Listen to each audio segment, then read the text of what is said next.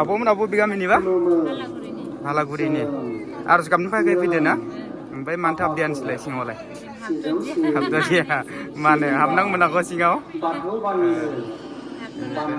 good morning लोगोफोर फुंबिलिनि गोजोन हामलायनायजों लोगोसे दिनै आङो दंफैयो मैदम मिमां कदमगुरि होननाय गामियाव आरोना लोगोफोर मागो दाननि नैथि गोथार मंगलबार सानखौ जोंनि गुगामुख दख'राया माबायदियै दैदेनलांगोन बा माबायदियै फालिलांगोन जाहाथे लोगोफ्रा दिनैनि भिडिअखौ अननानै नायलांदो आं फारसेनिफ्राय फारि फारि देखायनो नाजानोसै लोगोफोर मा देखायनो हायो बिदिब्ला लोगोफोर भिडिअखौ नायलांनोसै दे नै बे जाहैबाय बाथौनि बाउन्डारि आरोना लोगोफोर नै ओरैजाय ओमफ्राय नै इयाव नायना लाबानो जाबाय लोगोफोर नै ओरैजाय गगामुख बियाब आफाद दुलाराय बाथौ गौथुम खुंगा जिथि मागो नैथि गोथार मंगलबार सान टाउननि धर्मपुर सिजौगुरि खोन्दो 1 नं कदमगुरि बाथौ सिबिसालि अक्ट' 27 जानुवारि 2026 इं बिदि लिरनाय दं आरोना लोगोफोर बेनिफ्राय ओरैजाय आर'ज गाबनो थाखाय लाहार फाहार खालामबाय आरोना लोगोफोर नै ओरैजाय नै मानसिफ्रा नै ओरैबो दं बेनिफ्राय ओरै सिगांखै दं आरोना लोगोफोर जिरायनो थाखाय लाहार फाहार खालामबाय आरोना आर'ज गाबनो थाखाय लोगोफोर रांसार मिथा हासिं नों जेराव थाया मानो बेयावनो खोनासं मैदेरा गाबो अदालगुरियाव दिनै आर'ज गाबदों मागो दाननि नैथि गोथार मंगलबार फुंबिलि समाव गगामुख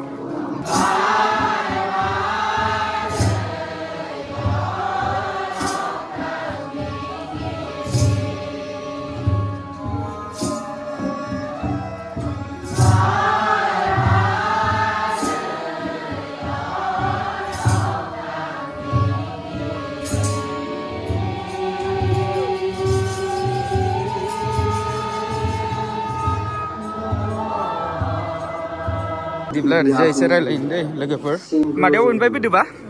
अबेनिफ्राय फैदो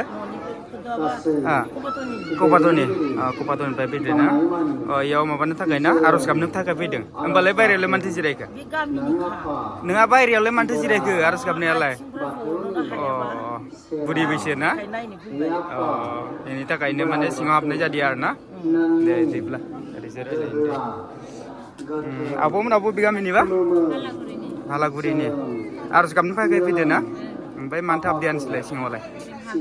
हाबदिया मानो हाबनांगौ मोनाखौ सिङाव दे ओमफ्राय नै ओरैजायबो नै ओरैजाय सिगांखै नायलांनि दै लोगोफोर नै ओरैजाय आदै मोनसेसो रायलायनि खुलुमबाय आदै बबे गामिनिफ्राय फैदो आदैया धर्मपुर ना बेनिफ्राय सिङावलाय मानोथो हाबदिया जायगायाबो एसे फुल जानायखाय बेनि थाखाय हाबदिया ना ओमफ्राय आदै मोनसे खोथा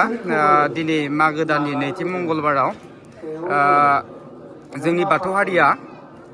फिरफिला थिखांनायजों लोगोसे दिनै आर'ज गाबदों मोन्थोर रायदों बिनि सिङाव माबाफोर हाबना दं नामा नोंथाङा बेखौ एसे फोरमायगोन नामा माने दा दुलाराय बाथौ गौथुमनिफ्राय फिथाइ नुनाय मथे जों सारा आसामावनो फालिदों नालाय जों माने फालिदों दिनै होमबा नैबे 1 नं कदमगुरि गामियाव जोंबो माने गगामुख दख'रानि जानानै नैथि मंगलबारखौ फालिनाय जादों गोजोननाय थाबाय दे बिदिब्ला नै ओरैजायबो ओरैजाय आदामोनानो ओरैजायबो जिरायना दं आरोना ओरैजायबो आदामोनानो बिदिब्ला जों ओरैजाय थांनि दे नै ओरैजायबो आदैमोना आदामोन नै ओरैजाय दं आरोना गोबां दं ओमफ्राय बायहेरायावबो दं ओरैजायबो दङ बिदिब्ला जों बायहेरखै एसे थांनि दे लोगोफोर बेयाव माबा केन्देल लादो नामा आदामोन मानि लानाय जादों बेयाव केन्दाखौ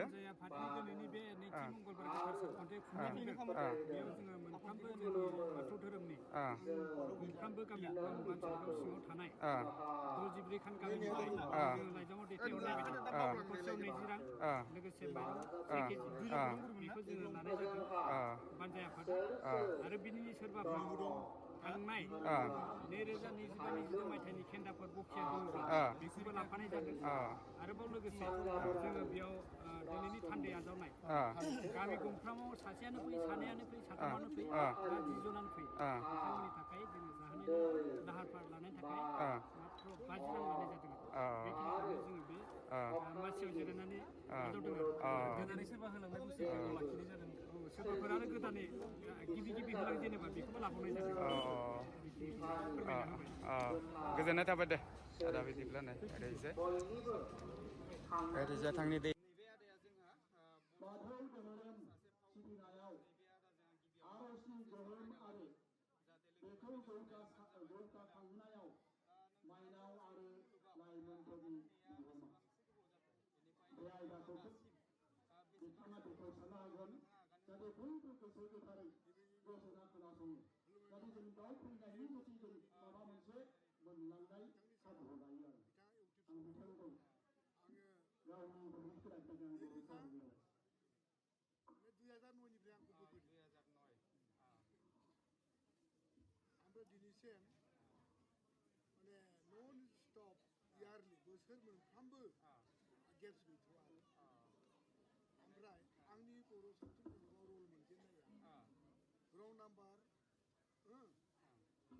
नाम्बार पार्ट 2 मोन बेवहाय आङो लेक्सारार एबा प्रफेसारमोन आरोखि बिनिफ्राय बे रं नाम्बार पार्ट 2 नि दैदेनगिरि रुबिन नार्जारि सार बिथाङा प्रडिउसारमोन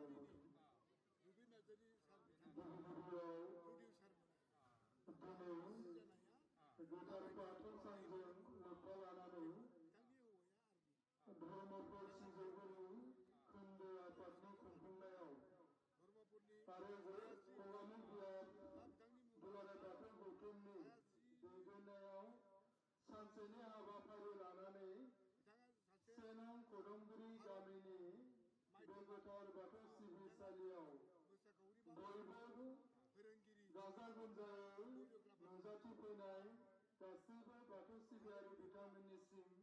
आंनि गोसो गोरबोनि सिबिनाय आरो खुलुमनायखौ बावहरबाय दिनैनि बे मेलखौ सामलायनाय मानगोनां आफादगिरि बियाबनि गासै बिबानगिरि जिल्लानिफ्राय नुजाथिफैनाय लोगोसे हांख्रायजानाय गासैबो आलासि फुंखा सुबुं महरै नुजाथिफैनो हानाय जोंनि गोदानै दाजानाय धेमाजि जिल्ला दुलाराय बाथौ गौथुमनि माइनावनि आफादगिरि हांमासि दैमारि बिथांजों फैफानो हानाय आब' मेला आरो आब' मन्जुला बिथांमोननि गोसो गोरबोनि खुलुमनाय बावबाय दिनैनि बे गोथार बुब्लियावनो आर'जखौ दैदेननाय लोगोसे गोथार दौरि आइ माइनाव लाइमोन गंफ्रोमबो गामिनि थान्दै गासैनिसिमबो आंनि रोजा रोजा खुलुमनाय बावदों दिनैनि सानसेनि हाबाफारि लानानै खोब मोजाङै सावरायलायनाय आर'ज गाबनाय जोंनि बाथौ धोरोमनि इयुनाव जौगासारनाय बेखौ जों मुलुगाव माबोरै जौगाखांहोनो सान हर नांथाबनानै मावनो गोनां जादों दिनैनि बे समाव आंनो मोनसे आयदा होदों गोथार बाथौ सानखौ जों माबोरै जौगाखांहोनांगौ आरो बेखौ जोङो माबोरैहाय मुलुगनां खालामनांगौ बिराद मोनसे ओंथि गोनां आरो बिराद मोनसे गोथौ आरो गुवारै सानजानाय मोनसे आयदा जोंहा मोनसे समनिफ्राय ओरैबायदि जादोंमोन बाथौ धोरोमखौ जों सिबियो खुलुमो नाथाय जोंहा सिबिसालि गैयामोन होननानै जोंबो उन्दै समाव नुबोदों आरो जोंहा थि थांखि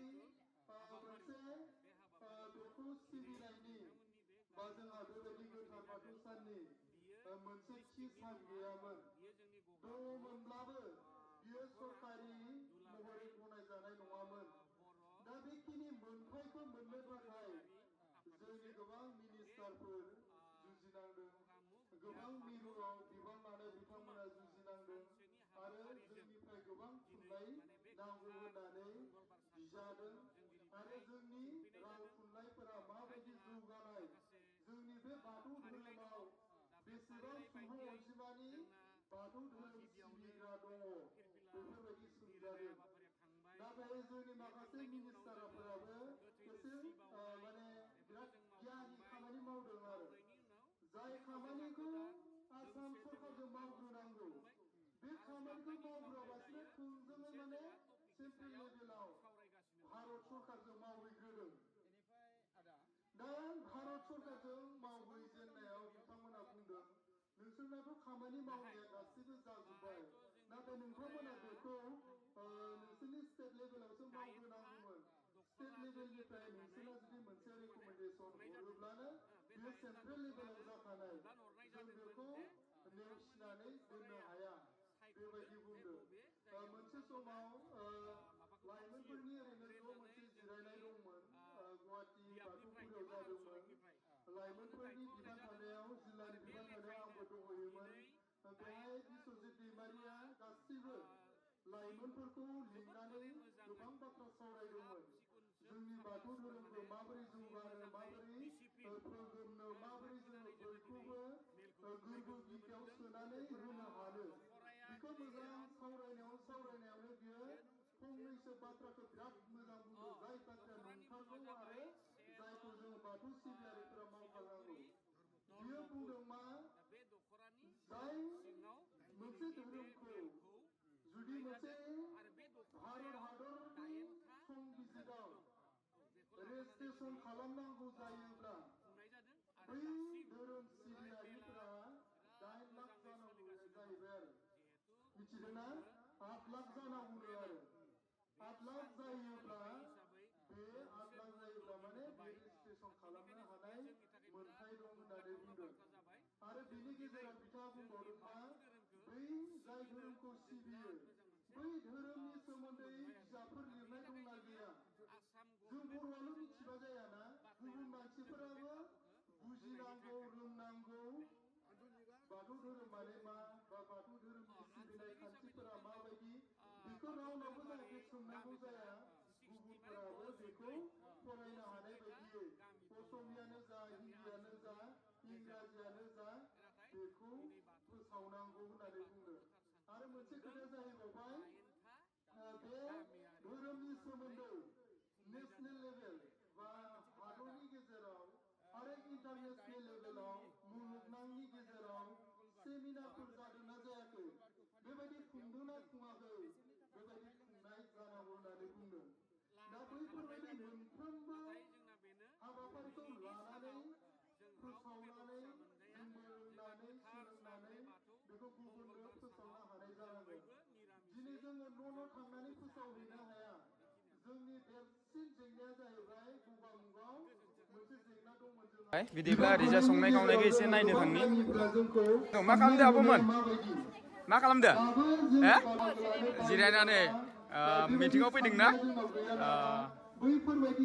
ओरैजाय ओमफ्राय नै ओरैजाय नायनि र' बबे गामिनि आब'मोन नालाय कदमगुरिनि 1 नं ना 2 नम्बर 1 नं कदमगुरि गामिनि ना नोंसोरथ' जेनेबा बेयाव आर'ज गाबनायावथ'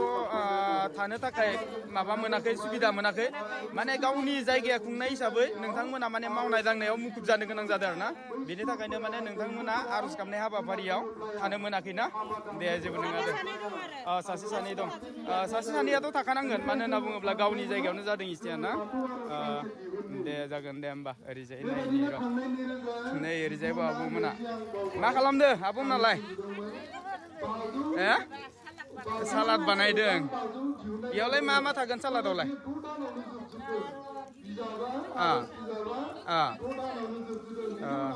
बिलाइफोरबो होगोन खोमा ना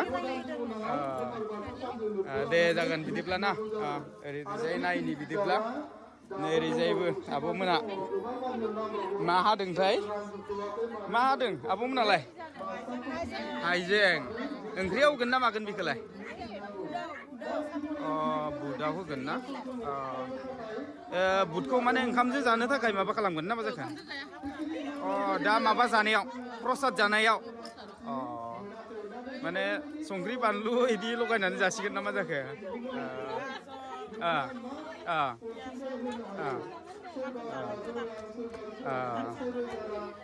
दे जागोन बिदिब्ला ना नै मादैया बेसेबांसो बोसोर जाखो मादैयालाय बुरिनाय नुबाय माथो मिन्थिया माबासो जाबाय खोमा ना आसिसो जानांसिगोन खोमा ना इदिनो जायाखैबाबो खाथियाव थांबाय आरो ना गोदोनि बोराय बुरिफ्राथ' बैसोखौ मिन्थिया हिसाबै माने गावनि रियेल बैसोखौ मिन्थिया हिसाबै माबा मोनसे माने माबा खालामना लानाय जायो आरो ना ओरैनो आन्दासाव माने 75सो जानांगौ बेबायदि जानांगौ आरो ना बिदिब्ला नै ओरैजाय थांनि दे ओरैजाय संनाय खावनायखौ नायनि एसे नै ओरैजाय आलु हाना दोनदो ओरैजाय कबि बेनिफ्राय ओंख्रि संनायफोरखौ नायनि दै एसे नैयाव आदाया ओंख्रि संबाय दं आदा मा मा मैगं होनानै संदो बेखौलाय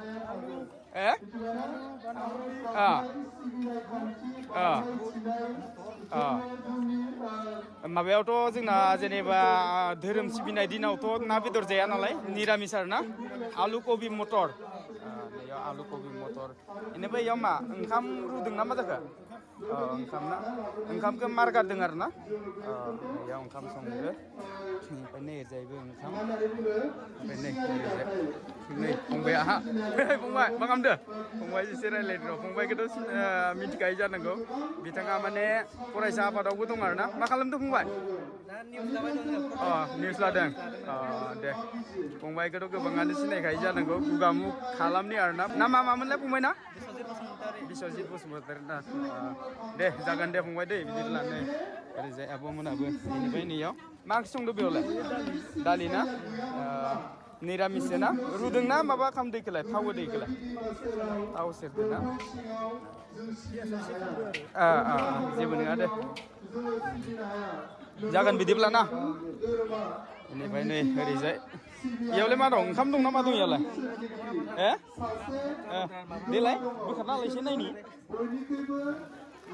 नै ओंखामा जाबायानो ना माने माबानि हाबाफारिया दिनैनि माने नैथि मंगलबारनि आर'ज गाबनाय मोन्थोर रायनाय हाबाफारिया जोबनायनि उनाव जानाय लोंनाया सोलिसिगोन आरो ना बेनिफ्राय सोर होनदों कामान्डारा मेस कामान्डारा थांबाय ओरैजाय थांबाय आरो ना दे बिदिब्ला रायज्लायथ'ला बाथ्राखौ सानजेनदोंमोन आरो बुंनो लुनाय नाथाय जोङो बोसोरसे लेट जाबाय सिमेन्ट सापरिया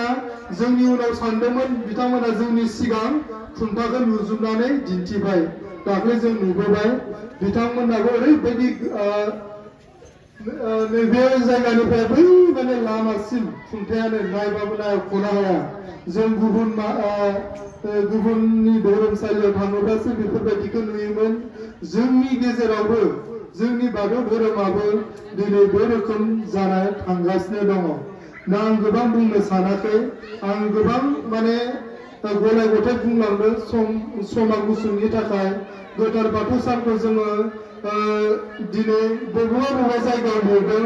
फंसे बाथ्राखौ आं बुंनि गाज्रि मोननांगौ खोथा गैया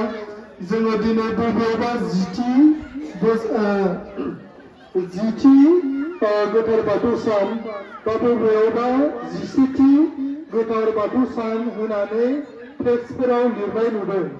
नाथाय सेन्ट्रेलाव सिगां सावरायनाय जादों बिनि सोमोन्दै जुदि जोङो जोंनि गोथार बाथौ सानखौ